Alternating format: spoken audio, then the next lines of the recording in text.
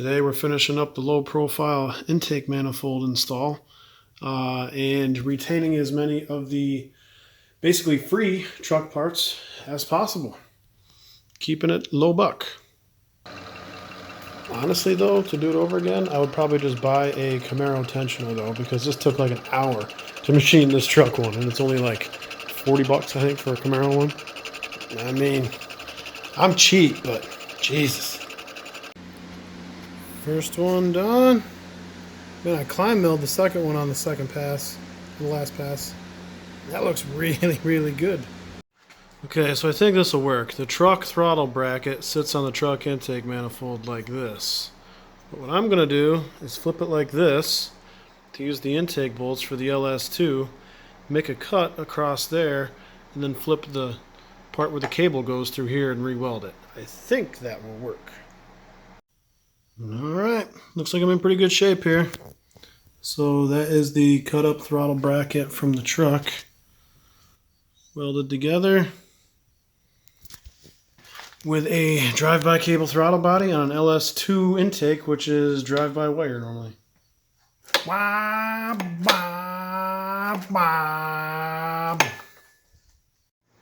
Well, this has been a bit of a mother. I got it in my puller tool for the power steering. Pulled the pulley off the 481, piece of cake. Got my bracket all modified, everything that I needed it. Went to put the pulley back on with that in the bracket, and that's not happening. The threads in there are totally screwed, and there's really no way to hold on this thing without gouging it and stuff. So went to my brother-in-law. He had a couple power steering pumps kicking around. He's the one who did that 6.0 swap with the green Impala there. And I had the same issue with this one, but with some WD-40. Just cut some grooves in this bolt here. I can't find my tap set. It's around somewhere, but this garage is a nightmare right now. Cleaned it out, and I was catching like 2 threads in the beginning. And now we're getting enough that I can actually install this pulley back on. So I will have a power steering pump that works, hopefully.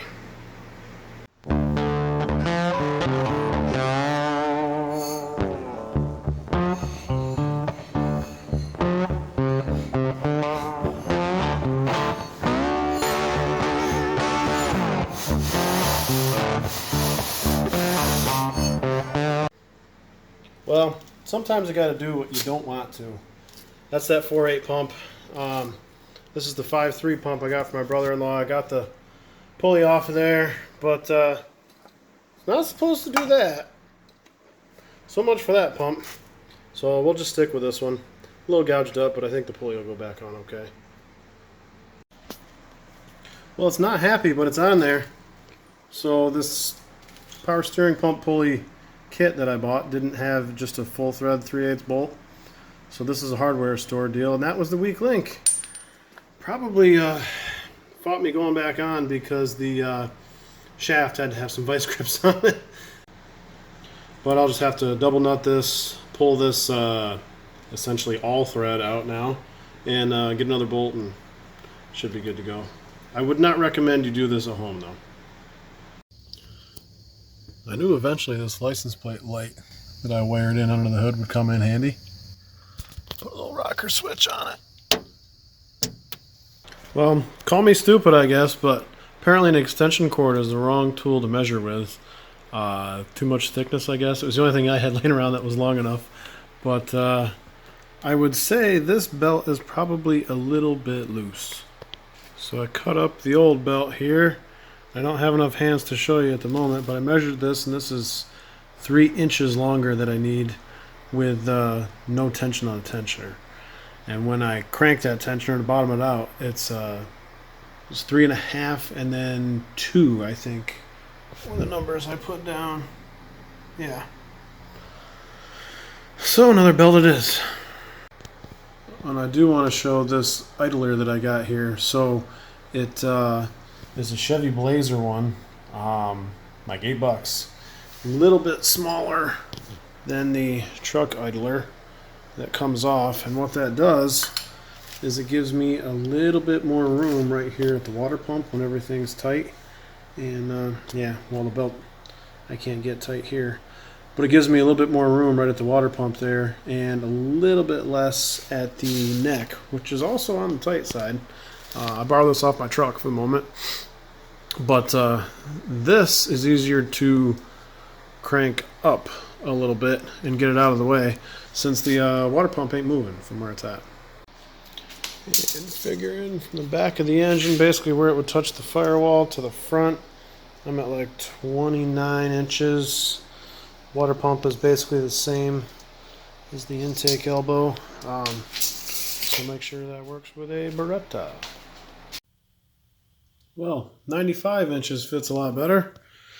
Those are the two spots in the tensioner, so I'm sort of right in the middle of the tension, which I'm assuming should be pretty decent.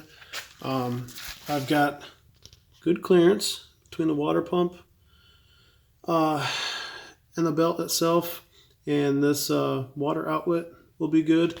It is pretty tight to this elbow, but I can do a couple things to remedy that. One of the things I was thinking is just take the aluminum pipe that this bolts to and squeeze it a little bit, and that'll get me more room. And shouldn't really change the airflow enough to be a problem.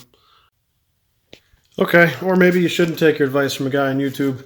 I threw this truck idler on here just to see how clearance would be there, and I'm still decent to the water pump, should be to the water outlet, and I'm also better to the intake elbow, so maybe I'll just stick with the truck one and call it good.